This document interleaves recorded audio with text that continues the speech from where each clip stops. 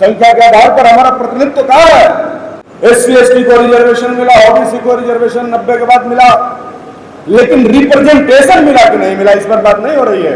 माननीय सर्वोच्च न्यायालय का एक फैसला आया, ओबीसी को आज तक रिप्रेजेंटेशन इसलिए नहीं मिला क्योंकि ओबीसी को आरक्षण जो दिया गया उसके साथ क्रीमी लेयर खड़ा करके उसके पूरे सिस्टम को बर्बाद कर दिया गया।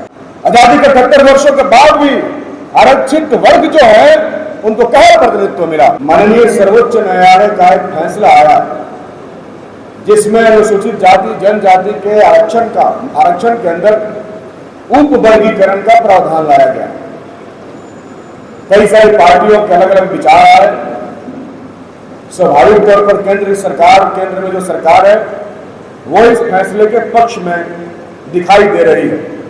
ये अलग बात है कि वो अंदर से क्या कर रहे हैं, लेकिन ये सच है कि माननीय सर्वोच्च न्यायालय के फैसले को अगर निरस्त करना है तो इसके लिए लोकसभा को सामने आना होगा, केंद्रीय पार्टी को सामने आना होगा। हम लोगों ने भी इस उप वर्गीकरण का विरोध किया।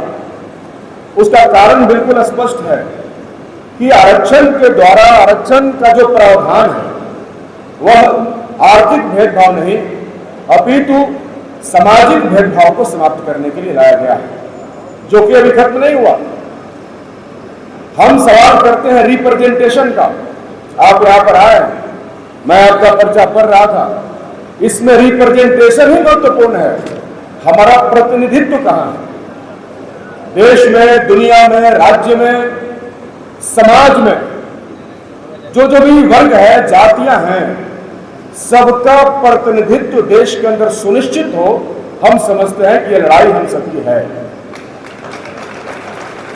हमने कहा कि आरक्षण तो मिल गया। 78 ईयर्स ऑफ आवर इंडिपेंडेंस, 77 साल हो गए हमारे आजादी के। एससी एसटी को रिजर्वेशन मिला, ओबीसी को रिजर्वेशन 90 के बाद मिला, लेकिन रिप्रेजेंटेशन मिला कि नहीं मिला, इस पर बात नहीं हो रही है। लोग कह रहे हैं कि अब आप क्रीमी लेयर में चले जाइए। हमें पता है ओबीसी को आज तक रिप्रेजेंटेशन इसलिए नहीं मिला क्योंकि ओबीसी को आरक्षण जो दिया गया उसके साथ क्रीमी लेयर खड़ा करके उसके पूरे सिस्टम को बर्बाद कर दिया गया।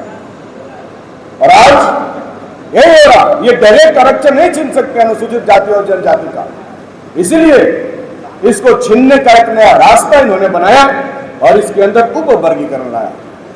हम करें बारी समाज हो, बिन बेलदार नोनिया समाज हो या अन्य अति पिछड़ी जातियों के समाज हो, उनका रिप्रेजेंटेशन अगर वास्तव में देखा जाए तो इस देश के अंदर जीरो है।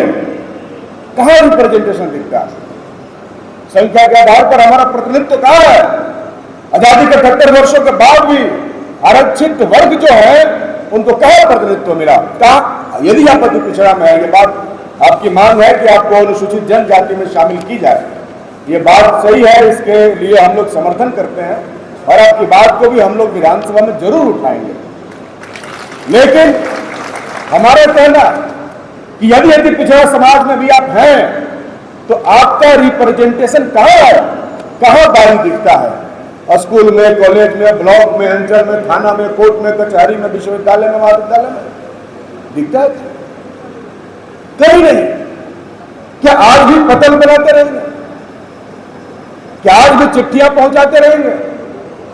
आज देश की आजादी के बाद जब हम लोगों ने ये डिसाइड किया कि वर्षों पहले जातियों को जो कर्म के आधार पर बांट दिया गया, आजादी मिला तो यहां हमें समानता चाहिए। हम सिर्फ वही काम नहीं करेंगे, जो हमारी ताकत होगी, जो हमारे अंदर क्षमता होगा, वो काम हमको मिलना चाहिए। आज बड़ा सवाल है रिप्रेजेंटेशन का, तमाम जातियों का, अति पिछड़ी जातियों का, दलित जातियों का, और हमारा रिप्रेजेंटेशन, हमारा प्रतिनिधित्व से हमें वंचित करने की लगातार कोशिश हो रही है। उसका कानून पास हो रहा है। मैं समझता हूं कि जाति के नाम पर सिर्फ भावनात्मक बातें करने से जातियों के मूल एजेंडे जो हैं वो गौर हो जाते हैं। इसलिए भावनात्मक बातें नहीं होनी चाहिए, बातें स्पष्ट होनी चाहिए और बातें होनी चाहिए अधिकारों की। आपको अधिकार तब मिलेगा जब आपको प्रतिनिधित्व मिलेगा।